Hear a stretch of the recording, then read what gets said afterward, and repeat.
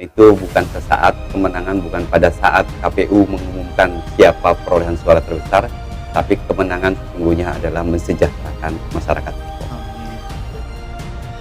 Tua Gapat, Open Minded Podcast, stay tune.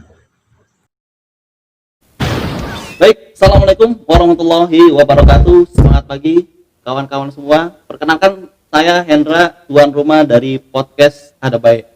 Pada kesempatan pagi hari ini kita kedatangan tamu yang luar biasa, tamu kehormatan, yaitu salah satu tokoh politik di Kota Depok. Beliau sudah menjabat 2 periode di anggota DPRD Kota Depok, terus melangkah selanjutnya ke anggota DPRD Provinsi, dan sekarang kemarin tanggal 9 beliau menjadi kontestan Pilkada Kota Depok.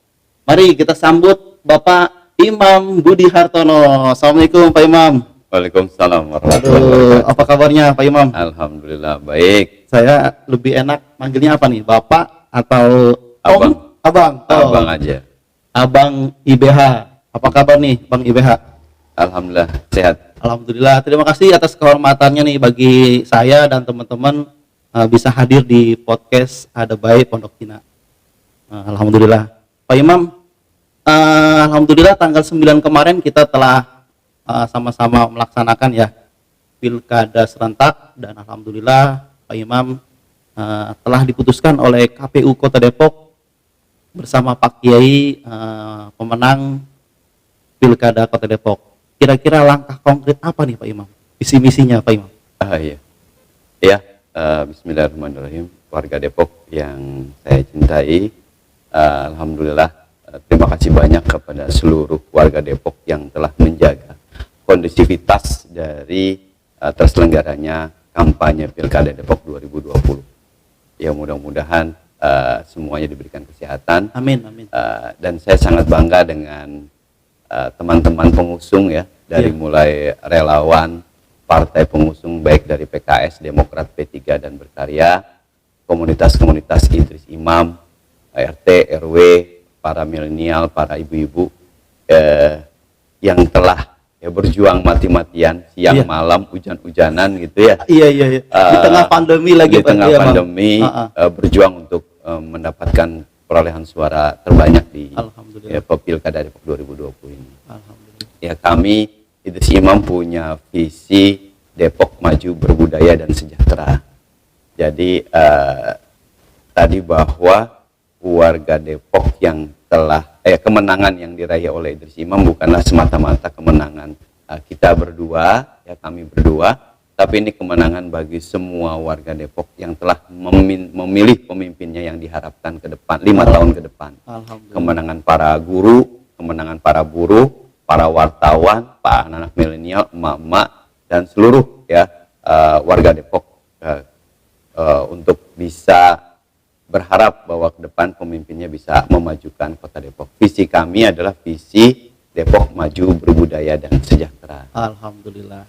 Visinya adalah Depok maju, berbudaya dan sejahtera. Nah, belakang kita sejahtera.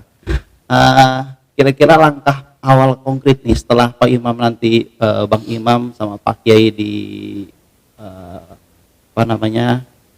menjabat, itu ada target awal ataupun 100 hari pertama atau gimana gitu Pak Bang? Ya, ini perlu warga Depok ketahui, terutama para pendukung yang udah nanyain kapan dilantiknya kan gitu. Nah iya. Kapan dilantiknya? Iya, saya bilang masih lama, masih setahun lagi kan. Oh, masih setahun lagi. Iya, kan 2021. 2021. Oh iya. Karena 2020. Sekarang 2020 tinggal kan. beberapa hari lagi. Jadi 2021 masa berakhirnya jabatan Idris Pradi 17 Februari. Ya, apakah dilantiknya 17 Februari? Kita belum mendapat jadwal yang pas dari Gubernur Jawa Barat atau dari Mendagri yang mungkin akan melantik dari kita yang pilkada serentak di Jawa Barat. Nah, kalau saya bicara dengan Pak Kiai sih nggak ada istilah 100 hari karena orang kerja itu nggak mungkin dalam waktu 100 hari bisa bisa dilakukan hal-hal yang sifatnya sifatnya langgeng gitu ya. Iya. Ya, tapi kita punya target-target yang memang mudah-mudahan sesuai dengan program kerja kita, bahwa 10 janji kampanye yang kita sampaikan ke masyarakat, kita harus masukkan ke dalam namanya Perda RPJMD, Rencana Pembangunan Jangka Menengah. Jangka menengah. Iya, prosesnya mulai dari sekarang. Kita tim konten di paslon nomor urut 2 ini sudah membuat bagaimana menurunkan program ini sebagai sebuah perda. Oh, alhamdulillah. Jadi kalau sudah perda itu nanti amanahnya merupakan turunannya adalah kebijakan anggaran. Betul. Jadi seperti misalkan 5 miliar per kelurahan, nanti itu akan turun tahun 2021, 2020 ya, 2021 kita perdakan, 2022 sudah mulai berlaku. Awalnya 2 miliar ya Bang? Awalnya 2021 ini memang proses membuat kebijakan masuk ke dalam perda. Gitu. Nah, tapi ada beberapa yang mungkin sudah bisa jalan. Ya misalkan kayak kartu Depok Sejahtera. Ya, betul. Kartu Depok Sejahtera yang mungkin masyarakat banyak bertanya ya. Kartu Depok Sejahtera apa tidak berbarengan dengan program pusat itu? Ya, justru dengan adanya kartu Depok Sejahtera ini yang pernah saya tanyain mungkin dengan calon wali kota nomor 1 ya tentang universal health coverage ya UAC itu, bahwa justru dengan kartu Depok Sejahtera ini mengcover dari kekurangan target pusat. Ya, pusat berharap Januari tahun 2019 kemarin sebenarnya 95% targetnya, tapi ternyata seluruh Indonesia banyak yang tidak tercapai program pusat.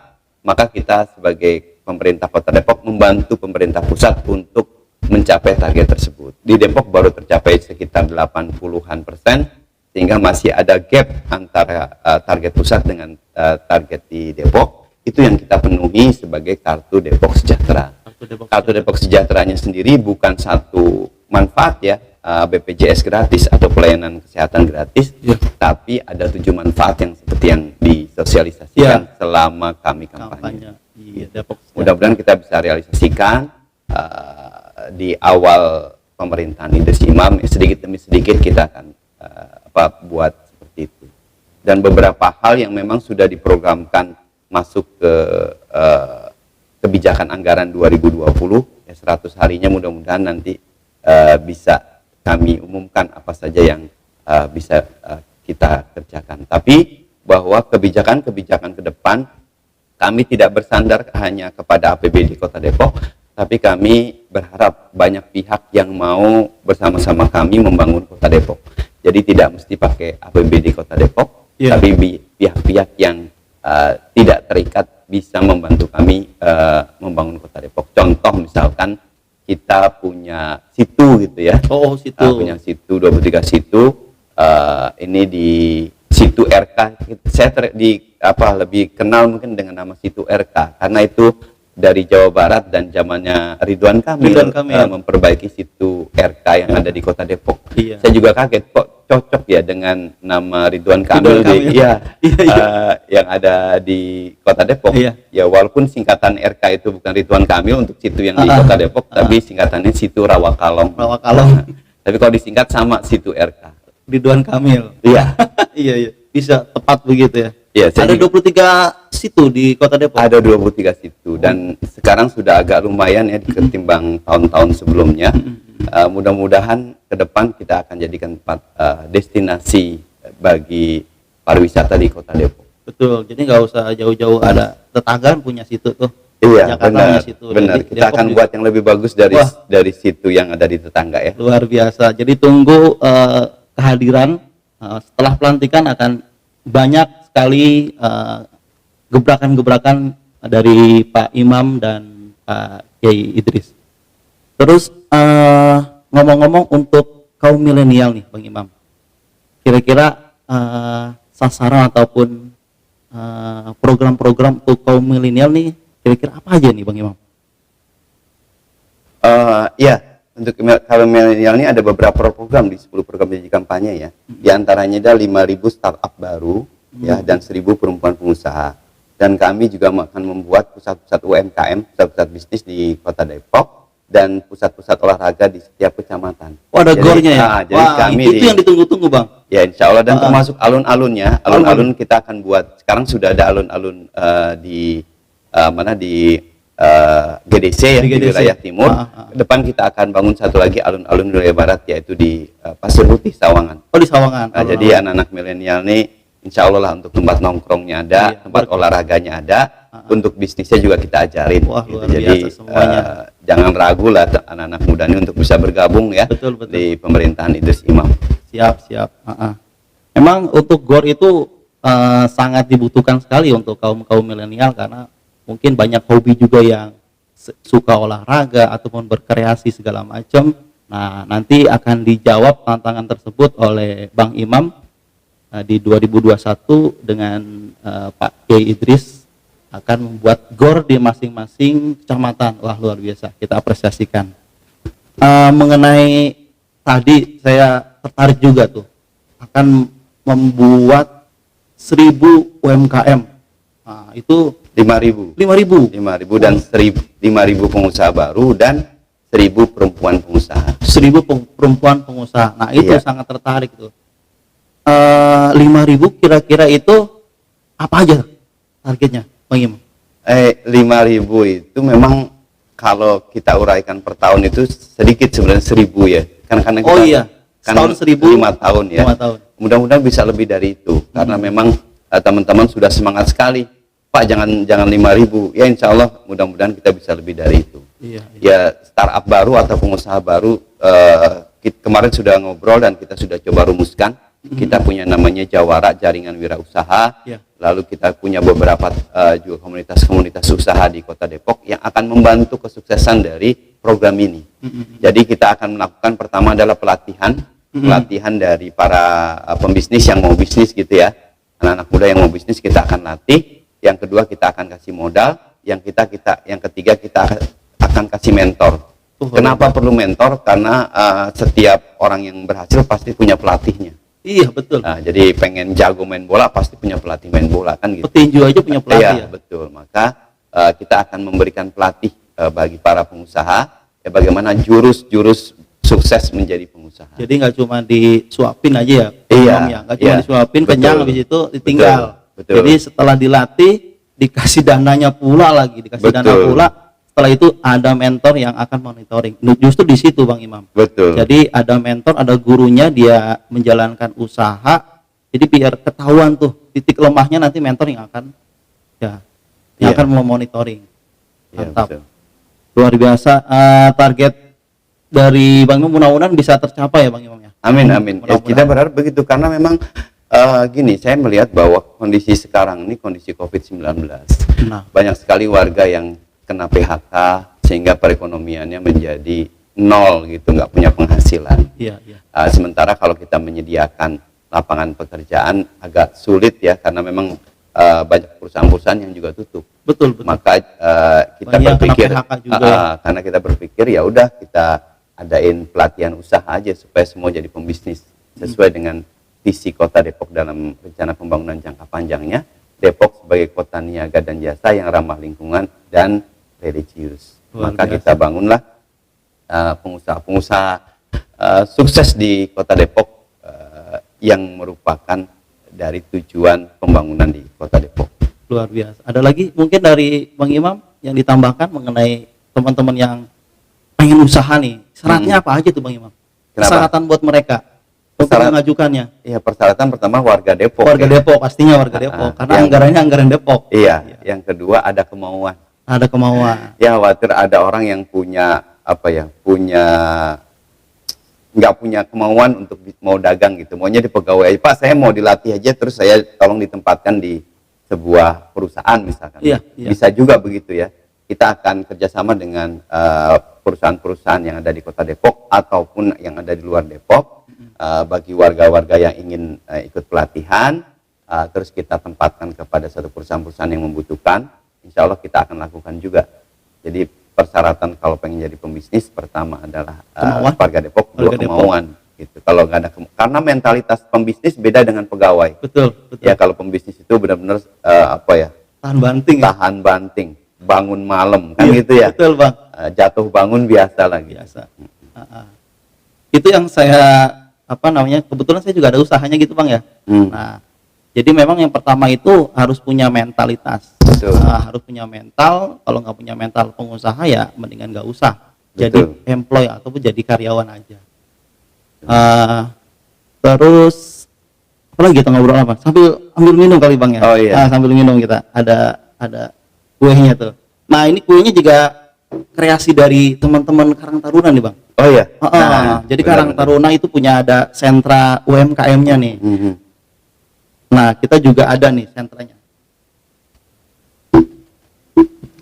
Jadi teman-teman Karang Taruna itu ya belajar mandiri gitu, Bang. Nah, ini salah satu produk-produk dari olahan warga Pondok Cina, Bang. Jadi ini tempe. Oh, keripik tempe. Ini buatan sini gitu ya? Buatan sini. Buatan warga Pondok Cina. Ini. Nah, ini udah bagus banget ya.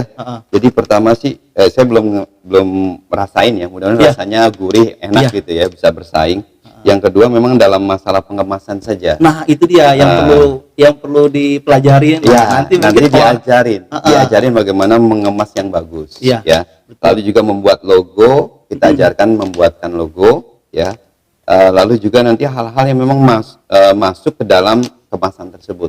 Betul. Yang ketiga, kita akan ajarkan bagaimana cara pemasaran yang bagus. Nah, itu ya, kalau nanti, ujungnya itu dia tuh, pemasaran. Kalau kita produksi nggak ada pemasaran juga. Betul. Pemasaran yang bagus bukan sekedar nanti dipakai skalanya Depok, tapi bisa jadi skala nasional bahkan skala internasional. Mudah-mudahan. Siapa tahu ini bisa diekspor kan gitu, potensi. Kenapa nanti tadi perlunya mentor? Karena mentor ini adalah orang yang sudah sukses dalam usaha. Betul. Ya, nanti kita bisa buat jejaring ya. Jejaring di antara kalangan pembisnis, lalu juga jejaring yang mungkin kita juga udah punya jejaring di skala nasional maupun jejaring yang ada di dunia lah ya, se-Asia atau Eropa. Karena Depok sudah beberapa produk yang kita lakukan ekspor ke beberapa negara. Kalau sekarang mungkin lebih dikenal dengan ikan hias sama tanaman hias, itu udah mendunia. Tapi ada beberapa produk Depok juga yang sudah ekspor ke Malaysia, ke Singapura. Nah, itu yang nanti yang kita akan lakukan. Keripiknya bisa menyusul tuh. Iya benar, karena orang Indonesia juga banyak di luar negeri. Oh iya. Kangen dengan tempe misalkan gitu ya. Di Hong Kong misalkan gitu ya. Kita punya jejaring di sana. Kalau pengen butuh tempe yang udah ini kan udah masak ya, udah siap saji, bisa dibawa ke sana gitu. Bisa. Ya nanti bagaimana caranya, nah inilah para mentor yang paham tentang itu. Kalau saya sih memang nggak paham ya, karena orang politik, tapi kita bisa memfasilitasi dari produk-produk lokal yang ingin diekspor, yang mudah-mudahan mereka yang di sana mau menerima. Ya banyak warga negara di dunia ya, warga negara Indonesia yang tinggal di luar negeri yang mudah-mudahan kangen dengan produk-produk Indonesia ya, tempe, tahu, singkong dan sebagainya ya. Luar biasa kalau memang dimungkinkan. Dan ini teman-teman, kenapa saya di awal bicara tentang Setu? Karena memang namanya destinasi supaya rame itu pertama adalah tempatnya. Tempat wisatanya kita buat semenarik mungkin, biar kalau anak sekarang tuh bilangnya bisa untuk selfie. Dimanapun selfie lah, apalagi tempat-tempat yang bagus. Semalam saya kirim sebuah status saja, ada taman bagus di Maharaja ya. Itu sambutan teman-teman, wah bagus banget, itu di mana gitu.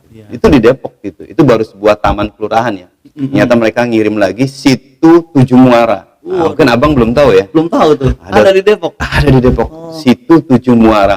Itu ketika bisa ngambil fotonya, itu bagus banget gitu. Keren banget. Keren banget itu, Bang. Daerah Sawangan. Sawangan. Itu bagus banget. Nah, tapi ada cerita mistis di situ. Iya, Tujuh Muara serem. Tujuh Muara itu ada cerita mistis katanya.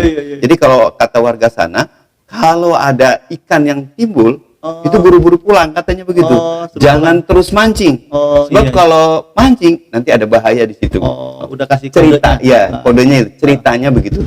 Cerita legenda dari teman dari penduduk setempat ya. Kalau dibikin film keren juga tuh, Bang. Boleh nanti kan, kita bikin lah. Iya. Kalau film horor kan orang banyak minatnya ya. Oke, nanti kita bikin 7 Muara di Sawangan. Iya, ini anak-anak muda kan punya passion video film ya. Film saya juga punya sutradara. Kali bisa kita gali dengan film itu orang akan ke sana kan seperti film apa? Ancol gitu ya. Film apa yang Laskar Pelangi kan. Orang pengen ke Bangka Belitung kan gitu. Dengan film horor 7 Muara misalkan, apakah orang pengen ke sana atau malah takut gitu ya? Tapi orang sekarang penasaran, Bang. Penasaran. Kalau dibikin film seperti orang justru bukan takut, akan banyak ke sana ya. Ya maka potensinya itu akan kita gali supaya jadi bagus gitu ya. Cerita-cerita legenda tentang sebuah situ juga menjadi bagian yang penting untuk bisa diceritakan sehingga terkenal di kalangan masyarakat. Betul. Ya kalau sudah tempatnya udah bagus, maka yang perlu kita lakukan supaya lebih terkenal adalah atraksinya. Betul. Jadi harus ada atraksi di sana. Atraksi apa? Atraksi kebudayaan. Nah, muncullah anak-anak muda nih, anak-anak ngeband atau anak-anak yang budaya-budaya tradisional ya, kayak kemarin tuh kayak musik, pencak silat gitu ya. Terus juga kearifan lokal ya. Kearifan lokal ya. Palang pintu kalau di Depok ada kan ya. Palang pintu ada. Nah itu muncul atraksi-atraksi di sana, kita buat panggungnya supaya setiap orang yang datang ke sana bukan sekedar dia selfie, tapi juga bisa menyaksikan budaya Depok. Betul. Nah, itu kan keren banget ya. Kayak di tetangga kan ada. Iya. Betul, kayak begitu budaya Betawinya. Betawinya. Nah yang ketiga supaya budaya itu muncul bagus juga adalah makanannya khasnya. Oleh-oleh. Iya, oleh-oleh. Kalau kita jalan-jalan kan pastinya oleh-oleh gitu. Betul. Makanya kan ketika orang datang ke sana pasti ada yang bawa makanan, ada yang enggak. Betul. Kita siapin itu tempat UMKM di sekitar situ-situ. Nah, itu dia sasarannya. Iya, yang kedua juga untuk oleh-olehnya. Ada toko-toko oleh-oleh Depok. Betul, nah, dalam kajian 5 miliar per kelurahan itu salah satunya adalah kelurahan cerdas. Dari 5 kriteria kelurahan cerdas itu ada namanya one village, one product. Nah, jadi setiap kelurahan itu nanti kita punya produk unggulan sebagai ciri khas kota Depok. Mantap. Yang nanti kalau ada 63 kelurahan, berarti ada 63 produk yang khas kota Depok. Keren. Yang menjadi oleh-oleh untuk dibawa oleh orang yang datang ke sana. Siap. Selain ya, ikon kita yang sudah mulai muncul baik belimbing, alpukat ya, dan juga tadi ikan hias, ikan cupang, ikan neon ya, lalu juga tanaman hias yang udah mendunia, mungkin juga sebagai oleh-oleh bagi warga melihat bagaimana Depok punya potensi yang besar dan asik untuk didatangi. Dan saya disarankan oleh Profesor Said Didu ya, Bang Imam katanya kalau Depok pengen laju perekonomiannya bisa cepat, maka tuh orang-orang Jakarta ajak ke Depok. Ya. Biarin mereka kerja di Jakarta, tapi buang duitnya di Depok. Nah, caranya gimana? Tadi, buat satu tempat yang beda sama Jakarta. Betul. Ya kalau Jakarta cuma gitu-gitu doang ya, kita punya yang alami tadi. Situ, sungai, nah di tengah-tengah atau di pinggir-pinggirnya itu, di sekitar situ atau sungainya, kita buat kafe-kafe yang mereka betah untuk nongkrong. Mantap. Sehingga uangnya dihabiskan di situ. Kayak di sini kan Pondok Cina ini ada Sungai Ciliwung ya. Iya. Kita di sini juga ada komunitas Ciliwung, Bang Imam. Kayak gitu. Saya tadi undang juga teman-teman yang konsen di Ciliwung, namanya komunitas Kancil. Mudah-mudahan nanti bisa hadir, bisa ngobrol-ngobrol. Jadi memang dia konsennya itu di Ciliwung, Bang. Ciliwung ya. Dia bersih-bersih kali Ciliwung. Jadi menjaga destinasi Ciliwung. Betul. Nah, itu dia mungkin seminggu sekali itu dia patroli Ciliwung, bersih-bersih Ciliwung. Jadi itu juga salah satu yang menarik, destinasi menarik untuk kota Depok, Bang. Betul. Kemarin saya mengajak teman-teman para pengusaha laundry ya, itu kita rafting di Ciliwung. Itu kalau bisa difasilitasi oleh Pemda itu luar biasa, Bang. Iya. Kemarin saya juga rafting di Pasanggerahan. Di Pasanggerahan sama teman-teman Karang Taruna juga. Kita rafting ya, terus ternyata tempatnya memang bagus, tapi sayangnya banyak sampahnya. Wah, itu dia. Jadi kalau Ciliwung saya agak takut karena gede sungainya ya. Tapi kalau Pasanggerahan dia agak kecil, setengah dari Ciliwung. Tapi lumayan pas lagi musim hujan, airnya lagi bagus-bagusnya. Nah, kalau di Ciliwung saya belum berani nih untuk rafting. Iya. Jadi memang potensi itu ada. Iya. Nggak mesti dilakukan oleh pemerintah Kota Depok. Betul. Kalau bisa dilakukan oleh pihak ketiga, maksud saya tadi pengelola rafting gitu ya. Wah, itu kalau Depok ada, nggak perlu jauh-jauh kita ke Bandung gitu ya. Ke Sukabumi. Ke Sukabumi. Kita Depok ada di sini. udah ada, iya. Ada kita. Cuma Lumayan. belum begitu semangatnya, masih kembang kepis, Bang. Ya kan nanti harus ada standarisasi. Betul. Sebuah tempat dinyatakan aman untuk rafting. Iya. Kan gitu. Ini kalau mungkin nanti teman-teman di Kota Depok ataupun mungkin di sekitar wilayah Depok ada orang-orang yang sudah mengelola rafting, standarisasi keamanannya sudah ada, boleh kerjasama dengan pemerintah Kota Depok untuk mengelola itu. Siap. Nanti kita meluncur ke Bang Imam, Ketua Kancil. Oke Bang Imam, kita juga hari ini ada live streaming di Facebook. Jadi teman-teman yang mau langsung menanyakan kepada Bang Imam, silakan di komen di bawah sekitar Depok, baik itu UMKM-nya, terus milenialnya, anak-anak muda, silakan ditanyakan langsung ke Bang Imam. Oke, ditunggu. Kita sampai jam 8 lewat 10 lah kita ngobrol-ngobrol dengan abang kita ini. Terus ngomong-ngomong tadi Bang Imam ya, sentra UMKM, saya tertarik itu izinnya Bang Imam ya, karena teman-teman UMKM itu salah satu kendala untuk perizinan Bang Imam. Jadi perizinan itu agak yang pertama mungkin mereka buta tentang hal itu. Terus ada yang bilang ribet untuk perizinan. Nah, itu gimana kira-kira Bang Imam? Iya, ada yang memang perizinan skalanya kita akan buat di tingkat kelurahan cukup. Ya, kayak surat izin usaha, siupnya ya, siupnya cukup sampai tingkat kelurahan atau kecamatan saja cukup, nggak usah sampai tingkat kota. Tapi kalau nanti menjadi perusahaan yang besar, memang tingkat kota harus diurus, gitu kan? Kalau lebih besar lagi, kalau misalkan kayak makanan, ataupun produk-produk cucian kayak apa sih sabun cuci gitu ya. Sabun cuci Itu kan nanti ada kayak gini nih Bang Imam ya. Ya, nanti harus ada standar nasional Indonesia Kemenkes yang Kemenkes. Berarti kan sampai kementerian. Iya. Gitu. Ya mudah-mudahan ke depan kita akan membantu ya, mempermudah dari proses perizinan dari sebuah usaha. Ya, nanti kita buat regulasinya yang dipermudah tapi tidak bertentangan dengan undang-undang yang ada di Indonesia. Betul. Jelas, misalkan standarisasinya ada. Memang ini kalau untuk UMKM itu semalam kita ngobrol dengan teman-teman UMKM itu, untuk sabun aja itu ada 14 standar perizinan, dari mulai merek ya, dari mulai terus juga ada untuk kesehatan, di jaminan kesehatan gitu ya. Itu ada 14 katanya. Uji labnya ya. Uji labnya. Nah, ini bukan persoalannya hanya di Kota Depok gitu. Yang jadi masalah adalah di undang-undang tentang labelisasi, tentang produk dan sebagainya yang harus kita mungkin sederhanakan melalui teman-teman di DPR RI undang-undangnya. Siap. Selain itu adalah memang di Kota Depok nggak boleh industri yang tidak ramah lingkungan. Jadi kalau nanti teman-teman buat sabun, misalkan ada limbahnya yang mengotori lingkungan, nggak boleh. Harus ada IPAL-nya. IPAL-nya instansi pengelolaan air limbahnya. Kalau memang sudah skala besar. Tapi skala kecil hanya untuk komunitas, itu nggak perlu perizinan sampai tingkat pusat. Jadi yang besar-besar saja sampai tingkat pusat. Tapi kalau tingkat yang kecil-kecil aja untuk komunitas cukup hanya di skala Depok saja. Iya.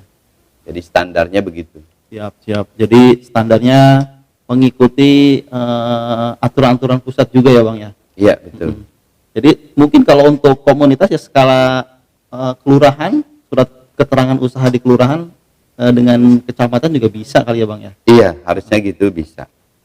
Ada yang masuk? Belum ada. Oke. Kira-kira Bang Imam dari obrolan kita nih, nanti kita ada mau statement closingnya Bang Imam ya. Mm-mm. Yang pertama mungkin ya boleh yang di studio. boleh. Ya. Silakan yang di studio. Silakan Om. Ya, assalamualaikum warahmatullahi wabarakatuh. Terima kasih atas waktunya. Ya, saya mewakili komunitas Kulesak yang kebetulan di bidang kesehatan, khususnya untuk teman-teman yang HIV/AIDS dan nafsa, narkotika, psikotropika dan zat aditif lainnya.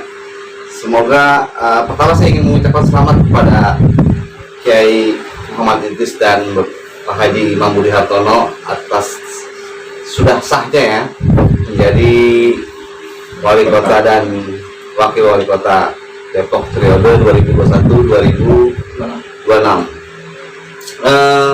Tadi saya mendengar akan ada turunan dari beberapa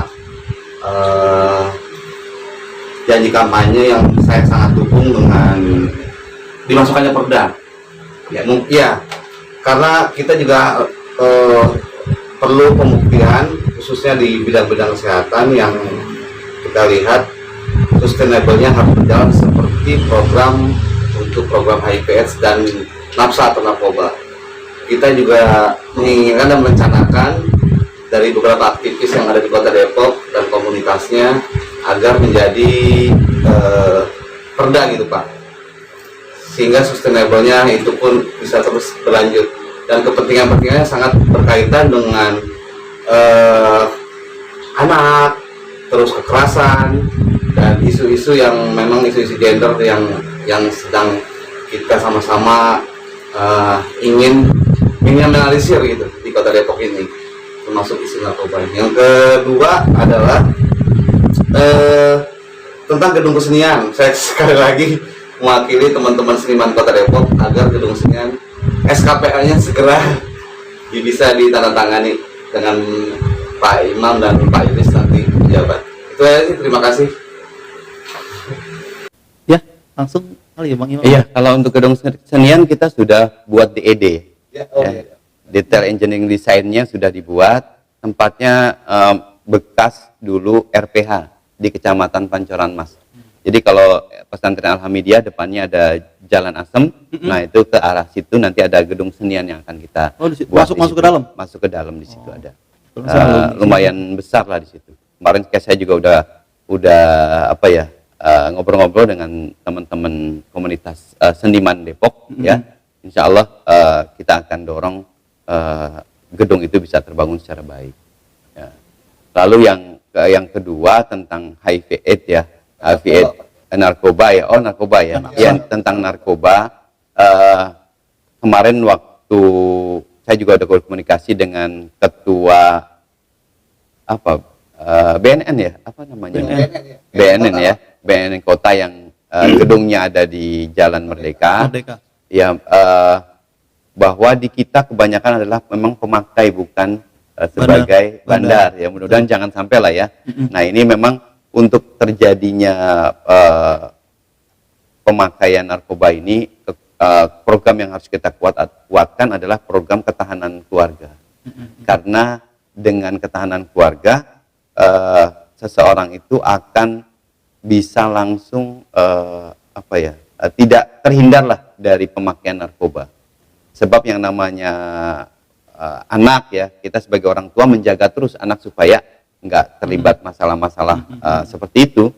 Tapi ketika di luar kan pengawasan orang tua sangat nggak bisa kalau di luar.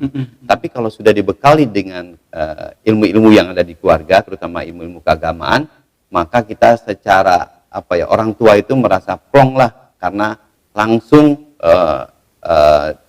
dari si anaknya bisa nggak mau ketika memang diberikan hal-hal yang membuat mereka menjadi tidak baik seperti narkoba, minuman keras, karena di agama kan dilarang untuk menggunakan itu. Jadi program yang pertama adalah program pencegahan. Pencegahannya itu tadi ketahanan keluarga. Kalau masalah pengobatannya kita sudah bekerja sama dengan beberapa pihak ya, termasuk dari pihak kepolisian, pihak dinas kesehatan dan Badan Narkotika Kota Depok untuk bisa mengatasi masalah tersebut. Memang kita belum punya rumah sakit narkoba, ya, karena kita masih membutuhkan rumah sakit yang COVID sekarang itu ya, lebih diutamakan. Kalau memang harus dirawat secara kesehatan, maka kita kirim ke Bogor di Lido ya kalau nggak salah. Terus kalau memang nggak perlu dirawat di rumah sakit, maka dia akan ada konsultasi rutin setiap minggunya atau seminggu 2 kali untuk diberikan obat untuk pengobatan lah ya, supaya tidak kecanduan narkoba lagi.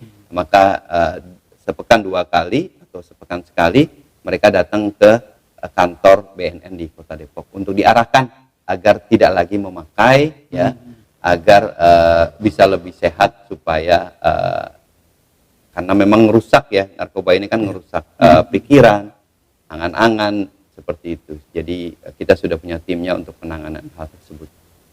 Oke, terjawab juga ya, Om. Sudah terjawab?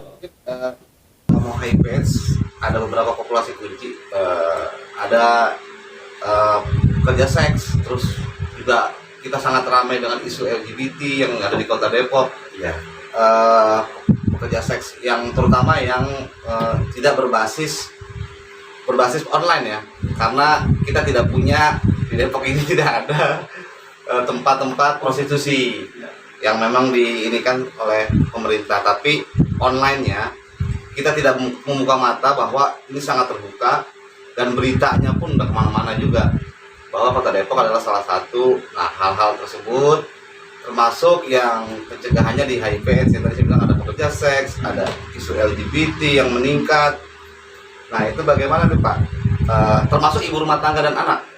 Kita ada dampingan anak yang sama sekali tidak berdosa, ibu bahkan yang di rumah tangga yang tidak berdosa, yang tidak tahu menahu.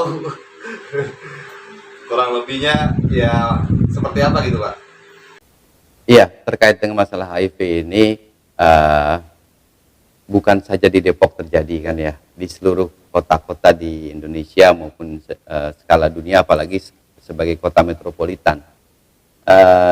Sesuatu yang memang diharamkan oleh agama terjadi kan gitu, akibat melanggar norma-norma kesusilaan lah ya, moralitas gitu. Ya, pertama adalah tadi pemahaman agama, kita harus paham betul tentang pemahaman agama. Satu orang terjangkit HIV, misalkan seorang ayah akan menularkan kepada istrinya, menularkan kepada anak, hasil dari hubungan antara suami dan istri. Ini yang perlu dipahami oleh laki-laki kan gitu. Begitu juga oleh pihak perempuan kan gitu.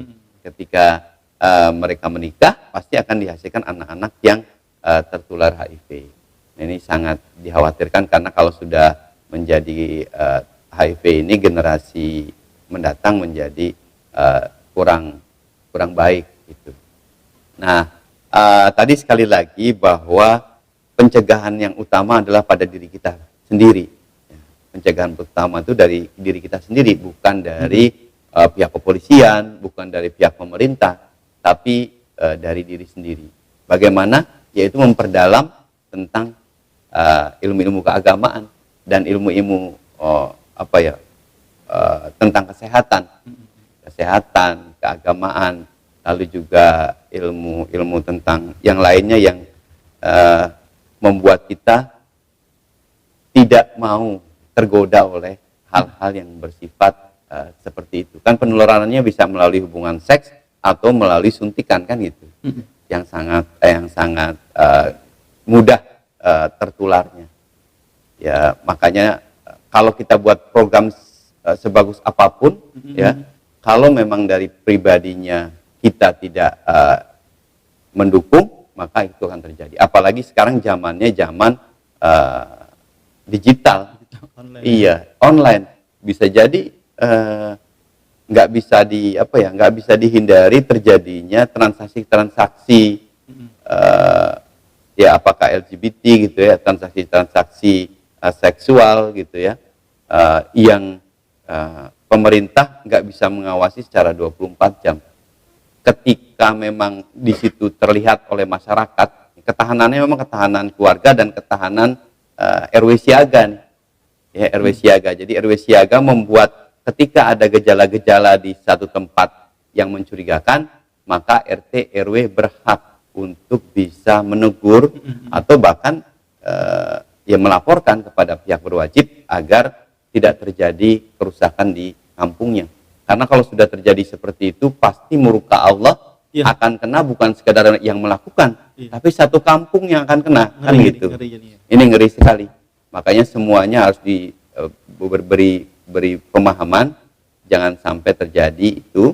Nah, berikutnya adalah hal itu terjadi mungkin karena salah satunya masalah kehidupan, perekonomian, ya, keterpaksaan seseorang dalam melakukan itu mungkin masalah ekonomi.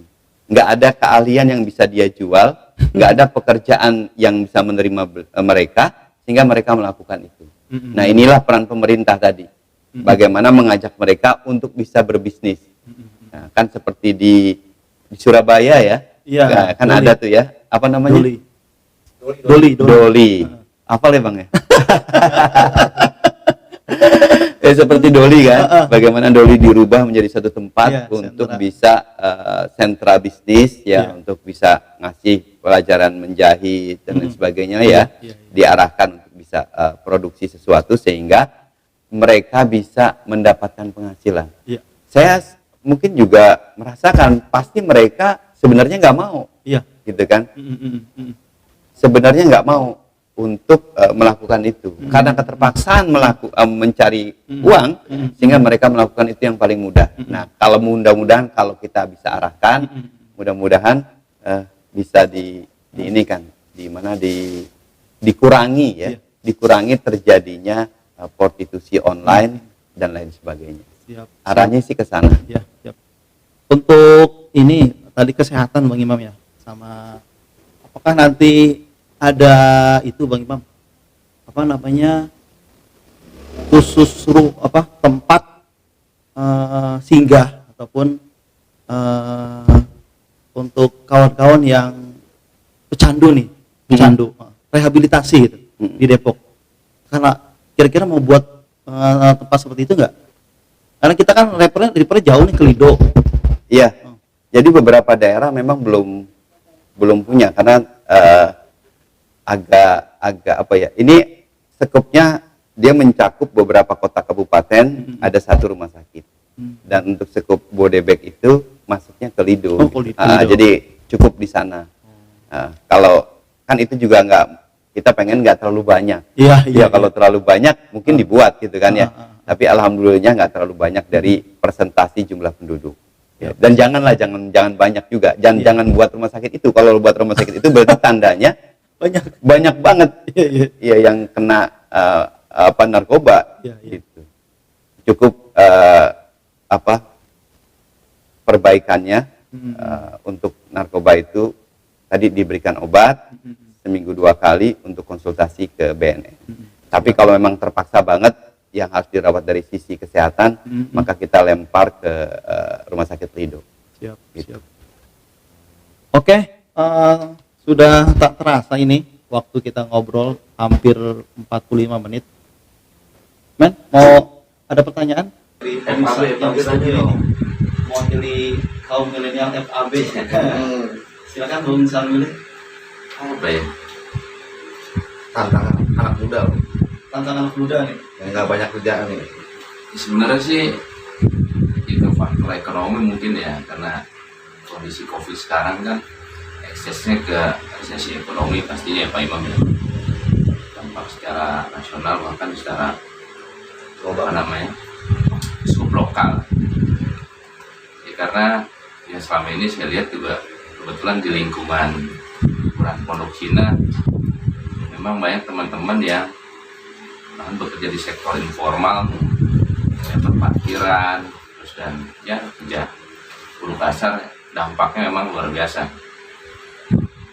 Selama ini memang saya atau kami di FAB Perumbahan Bumi selalu menggerakkan bagaimana caranya ketahanan pangan terkait dengan ya untuk kebutuhan sehari-hari seperti hidroponik, terus beternak lele dan lain sebagainya.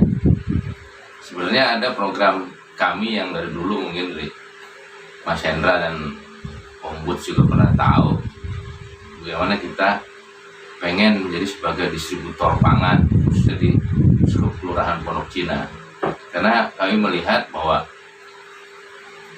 di sektor perdagangan khususnya di perdagangan makanan ya Pak Imam, ya uang makan di Pondok Cina kan itu jamur nih, bisa dibilang juga sebagai apa sih, sentra ekonomi. tempat kita mau makan apa aja hampir semua ada ya. Mau dari soto, dari pecel lele dan lain sebagainya. Karena saya melihat di situ ada potensi yang bisa digarap terkait dengan sebenarnya tujuan kita memutuskan mata rantai pasar aja Pak. Sebagai distributor lokal kita masuk ke setiap rumah makan, resto, terus pedagang-pedagang yang kaki lima. Biarnya teman-teman yang di sektor informal yang keganggu pendapatannya dari sebelum pandemi pun memang udah terganggu Pak, apalagi ditambah dengan kondisi pandemi begini lebih parah. Dan memang dari program itu kita memang awal berjalan ya kembali lagi memang karena kesiapan modal, artinya perlu proses lebih marketing lebih mempercayakan gimana caranya nih para pedagang ini biar bisa kita prospek itu lebih welcome gitu Pak. Ya, mungkin ya dari sisi ini yang pernah saya lakukan dan teman-teman ya ada kendala dari sisi modal dan juga dari mungkin penguatan dari sisi lingkungan. Bukan artinya kita mau mengintimidasi pedagang, bukan, artinya ya logiknya kan sebenarnya ketika dia harus belanja keluar, kenapa sih nggak harus ambil dari lokal, apalagi prosesnya kita di request kita deliver. Sampai program ini kita pengennya lebih ke cashless lagi Pak. Kita kan kebetulan di kantor saya ada proses pembayaran payment yang tidak menggunakan uang tunai, yang mulai smart card lah Pak. Sebenarnya hal itu juga kita udah bikin program dan sebagainya, memang belum terimplementasi dengan baik karena proses yang dasarnya ini memang kita banyak kendala. Mungkin itu aja sih Pak, ya mohon arahan dari Bapak atau ada ya kiat-kiat khusus untuk jadi terimplementasi biar teman-teman yang keganggu pendapatannya sebelum dan sesudah pandemi ini bisa lebih baik lagi Pak. Mungkin itu aja. Waalaikumsalam warahmatullahi wabarakatuh. Waalaikumsalam warahmatullahi wabarakatuh. Iya, ini terkait masalah bela beli ya. Bela beli produk lokal kan gitu ya. Sesuatu yang memang kita cita-citakan bersama. Walaupun mudah diucapkan tapi sulit dilaksanakan. Ya, karena ini berlaku namanya hukum ekonomi. Ya, hukum ekonomi kan adanya permintaan, adanya pemberian kan gitu. Dan semakin banyak yang membeli, semakin mahal harganya gitu kan. Dan terjadi persaingan ekonomi. Siapa yang murah, kualitasnya bagus gitu ya, itu akan menjadi dibeli. Jadi memang sesuatu yang tidak sederhana. Pengalaman saya di Jawa Barat, kita ada punya BUMD Agro Jabar. Gitu. Kita udah suntik oleh APBD itu cukup banyak, miliaran, puluhan miliar. Bahkan di Surabaya juga begitu. Ketika saya datang ke Surabaya, ada satu BUMD namanya juga sama Agro Jatim gitu ya. Itu awalnya tuh punya satu semangat untuk bisa bela beli dari produk-produk lokal. Jadi ada yang di Jawa Timur, di Jawa Barat kan ada penghasil beras, ada penghasil ayam gitu ya. Itu yang akan dikumpulkan dalam satu perusahaan BUMD itu. Nah, karena keluasan yang ada di Jawa Barat, berarti kan dia harus buat gudang. Di setiap daerah dia harus punya gudang. Gudang beras kah, gudang makanan tadi ya, ayam dan sebagainya. Itu kan berarti perlu permodalan infrastruktur ngebangun di setiap daerah. Nah, itu yang juga modalnya gede lagi tuh. Jadi nggak kebayang seluruh 28 kota kabupaten. Di 28 kota kabupaten sendiri, kalau Depok masih mending kecil. Tapi kalau bayangin Kabupaten Bandung itu daerahnya luas. Jadi kalau buat di ibu kota, belum tentu di daerah itu bisa tercapai kan gitu. Jadi memang agak rumit. Di DKI saja, ternyata di Jawa Timur yang saya sampaikan itu selama 15 tahun uangnya habis. Jadi dia bukan malah menghasilkan, dia malah habis uangnya. Sehingga sekarang memang zamannya udah zaman akhirnya zaman online saja. Berubah menjadi sebuah trading online yang memfasilitasi dari produk-produk itu. Dan tidak sesuai dengan rencana awal. Awalnya hanya bela beli itu untuk lingkungan, dia malah jadinya ekspor keluar Jawa. Kemana? Ke Irian Jaya, ke Papua, ke Maluku. Kenapa? Karena ketika persaingan di dalam Jawa Timur, dalam negerinya itu nggak kuat dengan pelaku-pelaku yang sudah ada. Nah, dia agak bagus harganya ketika dibuang ke wilayah timur. Nah, ini memang tadi saya bilang tidak sesederhana apa yang kita bayangkan. Tapi memang harus dimulai. Itu udah puluhan tahun. Jadi kalau memang disupport terus dengan APBD, ini yang sangat khawatirkan. Karena memang untuk melakukan persaingan yang bagus harus ada kebijakan APBD supaya bersaing harganya. Karena pemain-pemain yang udah ada ini pasti udah terbiasa dengan itu gitu. Nah, walaupun ada orang yang bilang semahal apapun beli produk tetangga kan gitu. Sekali dua kali mungkin kita beli. Setelah itu kita mikir uang kita. Uang kita nggak cukup kalau harganya lebih mahal, lebih baik ke Tip Top misalkan gitu ya, lebih murah misalkan gitu. Indomaret. Seperti itu. Nah, ini memang nanti kita carikan jalan keluar. Tadi dengan 5.000 pengusaha baru dan 1.000 perempuan pengusaha ini, kita jadikan keluar bisnis apa yang pas untuk warga Depok. Tadi nggak mesti bahwa bisnis itu dilakukan untuk warga Depok. Bisa jadi kita malah ke luar negeri ekspornya. Toh juga akhirnya uangnya buat kita. Ketika nanti kita punya uang, pasti perekonomian di kota Depok akan menjadi tumbuh. Gitu. Jadi nggak mesti kita menjual untuk kota Depok. Tapi kalau dia udah menjadi di kota Depok nggak bisa. Kemarin juga gitu dikatakan oleh teman-teman UMKM, Pak, kami ngejual di Depok itu kalah dengan penjual dari Bogor. Kenapa? Bogor itu upah minimumnya itu lebih murah daripada Depok, sehingga harganya bisa bersaing lebih murah. Nah, kita bisa ngejualnya kemana? Ke DKI. Jadi DKI karena mahal, upah minimumnya Depok lebih murah. Akhirnya Depok bisa ngejual ke DKI. Bahkan tadi saya katakan bisa ke wilayah timur, bisa bahkan ke ekspor. Nggak apa-apa, jualan kemana saja. Yang penting kita memperbaiki perekonomian warga Depok. Ya kalau beli di warung sih, menurut saya untuk kebutuhan sehari-hari memang kita harus bela. Ya kita harus bela. Dan mudah-mudahan ada sesuatu nanti yang kita buat untuk warung-warung di kota Depok bisa bermitra dengan pengusaha-pengusaha besar.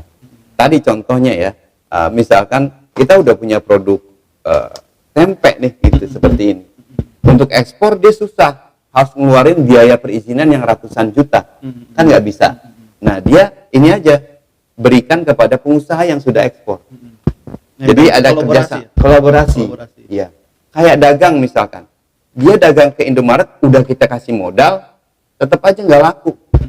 Ya misalkan dagang ayam gitu ya, nggak laku. Tapi ada pengusaha ayam, misalkan pengusaha ayam yang besar lah ya, dia bisa memberikan modal, bisa memberikan istilahnya rasa dan sebagainya, tinggal dikasih, jualin, nanti setiap hari dia hanya setor 12.000 misalkan. Nah itu kan lebih mudah dia, sehingga dia dapat untung, misalkan dia jualnya 15.000 atau 20.000, untung itu yang buat dia. Jadi ada yang sifatnya memang nggak bisa kita kasih modal habis.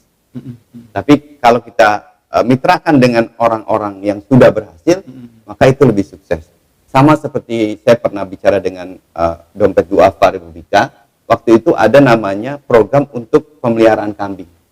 Ya, akhirnya dikasih kambing laki perempuan, lalu didampingi oleh mentornya, ya kan gitu ya. Nanti kalau udah dia beranak banyak gitu kan ya, setelah itu dilepas bahwa dia berhasil. Setahun 2 tahun berhasil. Ketika mentornya lepas, ya nggak mendampingi lagi, bubar lagi. Kambingnya dijual. Iya, ada hitanan dijual, ada pernikahan dijual. Akhirnya nggak jadi lagi. Mentalitas masalahnya, Bang. Betul, iya. Jadi itu yang kita juga. Akhirnya bagaimana nih? Dompet duafa memikirkan, oh nggak bisa begitu. Lebih baik kita buat satu peternakan besar, mereka sebagai pekerjanya. Iya. Jadi pekerjanya itu digaji ya karena mentalitasnya nggak siap. Maka dibuat aja peternakan besar, mereka jadikan pegawai ya karena memang mentalnya mental pegawai sehingga keperluan apa-apa sudah digaji oleh dompet duafa. Sukseslah program itu. Kalau program kambingnya berhasil, dianya dapat duit. Nah, itu pekerjaan. Jadi buat satu lokasi aja mereka datang. Mungkin mudah-mudahan Depok bisa melakukan itu. Amin. Ketika kita punya satu lokasi UMKM, nggak perlu mereka yang susah-susah untuk berdagang dan sebagainya. Kita kasih didik saja, kita kasih produknya di situ, mereka yang dagang di situ sebagai pegawai. Nanti tergantung merekanya mau jadi pengusaha apa mau jadi pegawai. Kalau pegawai kan pegawai dari perusahaan, bukan dari Pemda ya. Kalau Pemda kan nggak mungkin. Nah, ini kita bermitra dengan pegawai, misalkan sebuah perusahaan besar yang sudah banyak yang yang franchise yang udah bagus gitu ya. Ini ada pusat UMKM, tolong buat satu kios di situ atau 2 kios, nanti pegawainya di situ. Kita gitukan saja, karena memang mentalitas itu beda-beda. Ada yang benar-benar mau jadi pengusaha, siap tahan banting, ada yang mentalnya pegawai, nggak bisa kita rubah, gitu. Kan gitu ya, kita pahami itu. Gitu, Bang. Mudah-mudahan hadirnya podcast ini mentalnya kebentuk, Bang. Ya, idealnya begitu. Mudah-mudahan. Tapi tadi saya rasa bahwa teman-teman yang punya usaha yang udah bagus, tolong bermitra dengan kita. Ya, manfaatkan warga Depok yang memang butuh pekerjaan. Kita fasilitasi tempatnya, gitu kan? Jadikan mereka nggak nganggur, jadi pegawai dalam satu perusahaan yang UMKM kelas menengah atau bukan, mungkin juga usaha UMKM tingkat nasional ya, skala nasional maupun internasional. Ayo sama-sama kita bangun kota Depok, ya bisa mereka dikasih modal untuk bisa jadi berusaha atau dijadikan pegawai mereka. Dalam perizinan pun kita kemarin saya sudah sepakat dengan Pak Wali, nanti ketika ada perusahaan-perusahaan yang ingin dagang di kota Depok, ingin usaha di kota Depok, maka perizinannya harus menggunakan orang lokal sebagai pegawainya. Itu salah satu yang kebijakan ke depan akan kita bangun. Siap. Oke, sudah hampir 1 jam kita ngobrol-ngobrol nih, Bang. Luar biasa, sangat menarik dan inspirasi buat kita. Mudah-mudahan acara podcast kali ini menambah wawasan bagi kita semua, menambah wawasan bagi kaum milenial. Karena narasumbernya yang luar biasa, tokoh politik kita ini juga paham tentang semuanya nih, alhamdulillah, baik dari usahanya, anak mudanya, terus kesehatannya. Jadi semuanya kita kupas tuntas habis lah pokoknya begini. Pokoknya luar biasa, kita punya abang kita ini menjadi wakil wali kota Depok, cocok banget.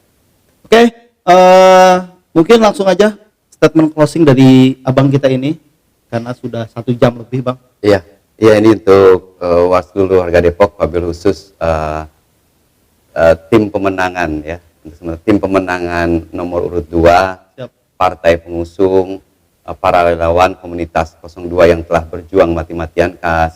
Kami Idris Imam sangat bangga dengan perjuangan teman-teman, dengan perjuangan semuanya untuk pemenangan paslon nomor 2.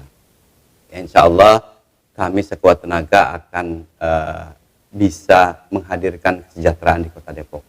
Kemenangan itu bukan sesaat, kemenangan bukan pada saat KPU mengumumkan siapa perolehan suara terbesar, tapi kemenangan sesungguhnya adalah mensejahterakan masyarakat. Kemenangan ini bukan kemenangan Idris Imam, tapi kemenangan ini adalah kemenangan kita semua. Tadi saya sampaikan bahwa kemenangan buruh, kemenangan milenial, kemenangan emak-emak, kemenangan RT, RW, LPM, Karang Taruna, dan seluruh warga kota Depok. Untuk itu kami sadar sesadar-sadarnya tidak bisa berdiri sendiri, tidak bisa membangun Depok kami hanya berdua atau hanya pemerintah kota Depok. Bantulah kami dalam menegakkan pembangunan kota Depok, dalam menegakkan kesejahteraan kota Depok. Sangat membutuhkan uluran tangan dari seluruh pihak untuk sama-sama kita membangun kota Depok. menuju kota Depok yang maju berbudaya. Dan yang terakhir, saya mohon maaf jika dalam kampanye kemarin, baik dari segi tutur kata, tingkah laku, tidak berkenan di hati para warga kota Depok, wabil khusus kepada paslon nomor 1 yang mungkin ada hal-hal yang tidak berkenan, termasuk tim sukses 01 yang mungkin tidak berkenan. Kami mohon maaf yang sebesar-besarnya. Ini sebuah ajang pilkada, sebuah mungkin ada hal-hal yang tadi saya sampaikan tidak berkenan di hati, baik ucapan maupun tingkah laku. Mohon dibukakan pintu maaf yang sebesar-besarnya. Kalau ada jarum yang patah, jangan disimpan di dalam lemari. Kalau ada yang kata-kata yang salah, jangan dilaporkan sama polisi. Burung Irian, burung Cendrawati. Cukup sekian dan terima kasih. Billahi taufiq wal hidayah. Wallahu muwaffiq ila aqwamit thoriq. Billahi taufiq wal hidayah. Wassalamualaikum warahmatullahi wabarakatuh. Oke guys, stay tune terus di YouTube kami, di channel Ada Bae Podcast, di saluran tersebut. Jangan lupa like, komen, dan subscribe-nya. Assalamualaikum warahmatullahi wabarakatuh. Waalaikumsalam.